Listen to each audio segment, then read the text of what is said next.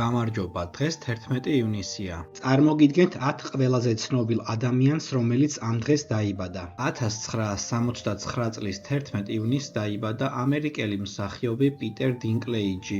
ის ფართო საზოგადოებისთვის ცნობილი გახდა ტირიონ ლანისტერის როლის შესრულებით HBO-ს ტელესერიალში სამეფო კარის თამაშები. 1999 წლის 11 ივნისს დაიბადა ლონდონის არსენალის გერმანელი ფეხბურთელი კაი ჰავერცი. 1988 წლის 11 ივნისს დაიბადა იაპონელი მსახიობი, მოდელი, მომღერალი და რადიოწამყვანი იუი არაგაკი. 1988 წლის 11 ივნისს დაიბადა ავსტრალიელი მსახიობი კლერ ჰოლტი. 1984 წლის 11 ივნისს დაიბადა ბრაზილიელი ფეხბურთელი ვაგნერ ლავი. 1984 წლის 11 ივნისს დაიბადა ირლანდიელი ყოფილი მოკრივე ენდი ლი.